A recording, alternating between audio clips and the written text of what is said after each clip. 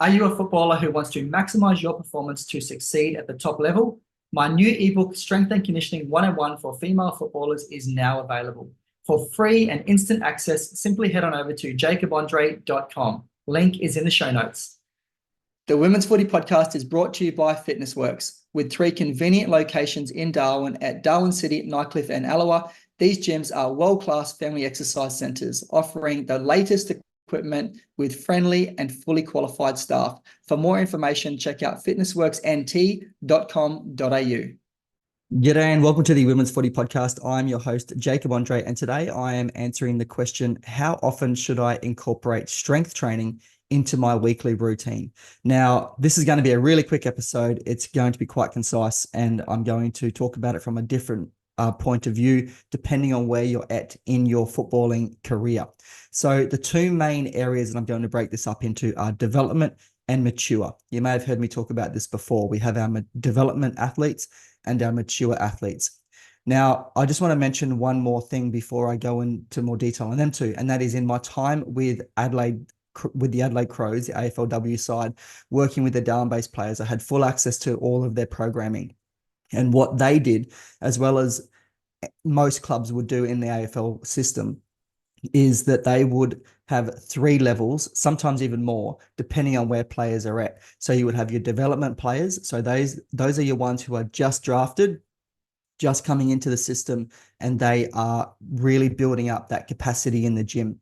Then you've got your several year players. So generally those have been in the system for up to about 3 years. And so they are building a bit more capacity beyond the development. And then you've got your more mature, which is your athletes, which are generally beyond that 3 to 5 year mark.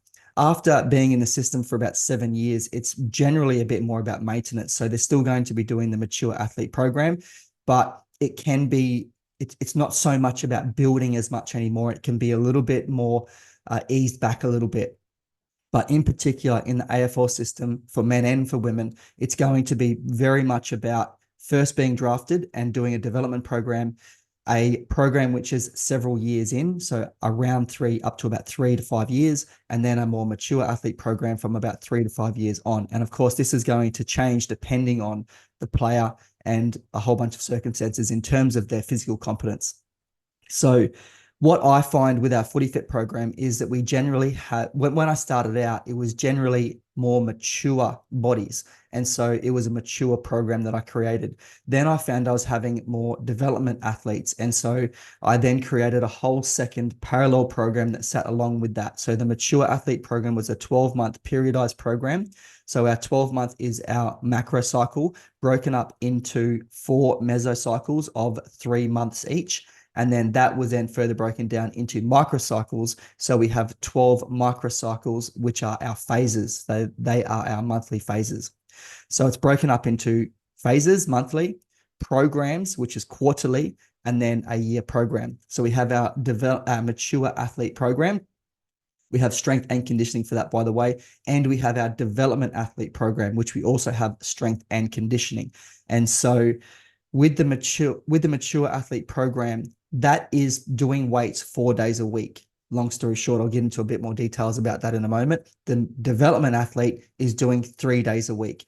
And so with the mature athlete, how do you know whether you are a mature athlete or a development athlete? So the way I like to define it is if you have been using the gym regularly for at least 3 years and you are physically competent across the 7 foundational movements or functional movements, which are bracing as number 1, that's our main foundation. Then from there, our pushing, pulling, squatting, lunging, hinging, and rotating. So they are our 7 fundamental movements as human beings. If you break all human movement down, you come up with those 7 movements. So you need to be competent within those movements and a range of exercises within those movements. And there's a program called Physical Competency Program inside our members area where you can work your way through the exercises that make up those movements. So if you are competent in those 7 movements and you've been using the gym regularly for at least 3 years, generally you are also competent with Olympic lifting.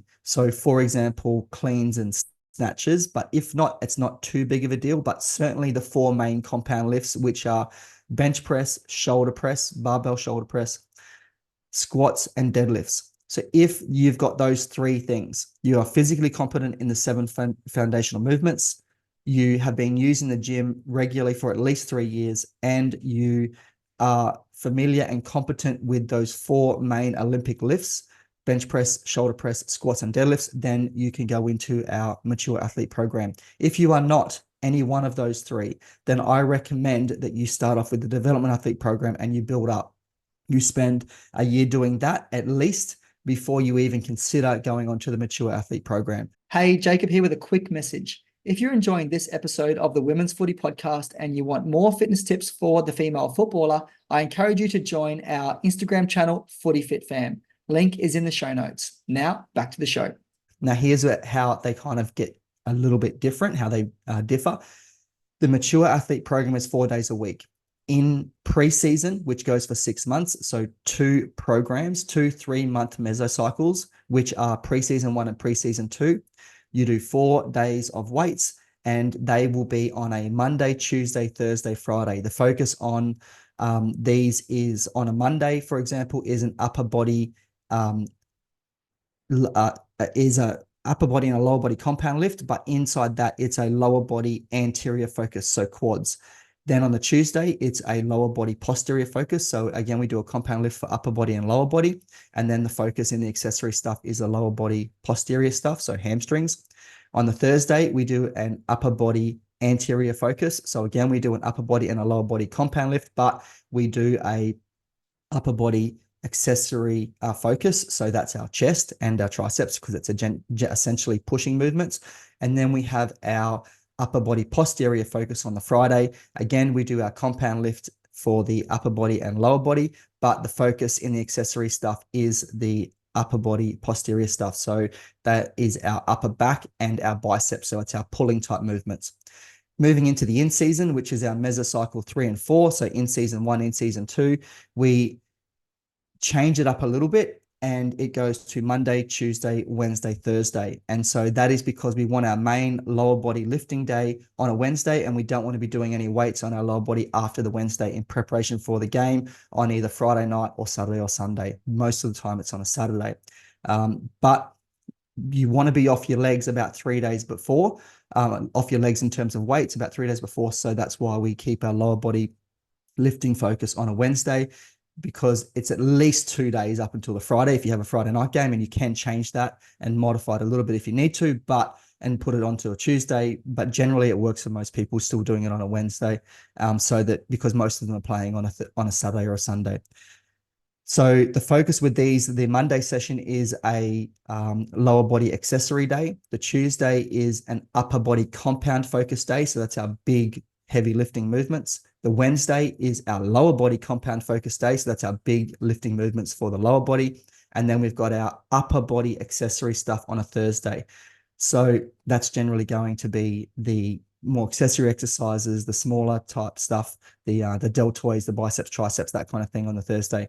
Whereas the accessory stuff on the Monday for the lower body is generally that smaller type stuff, lower sets, higher reps, not as much weight. And it's generally sports-specific stuff to football and to running. So it's our specific stuff, because football is a running-based sport.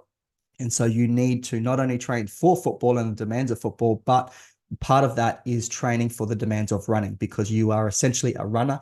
You are playing a running-based sport.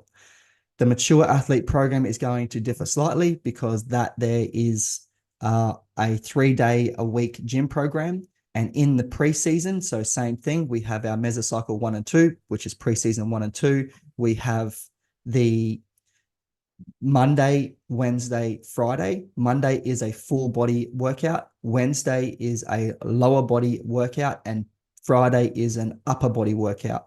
That changes in season for the similar reason to the mature athlete program, to a Monday, Wednesday, Thursday, with Monday remaining a full body workout, Wednesday a lower body compound lift day, and Thursday a upper body accessory day. So depending on where you're at in your career and your journey with football, depends on how many days per week, but to answer this simple question, or to answer this question, not really a simple question, but to answer this question simply, it's if you are not real familiar with the gym, I recommend 3 days a week on those days in preseason, Monday, Wednesday, Friday, and in season, Monday, Wednesday, Thursday.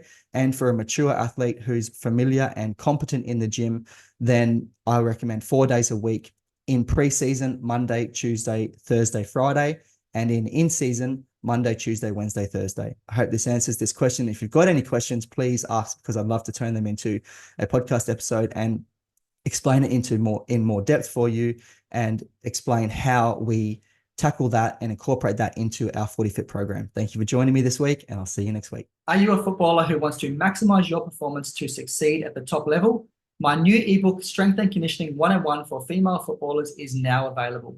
For free and instant access, simply head on over to jacobandre.com. Link is in the show notes.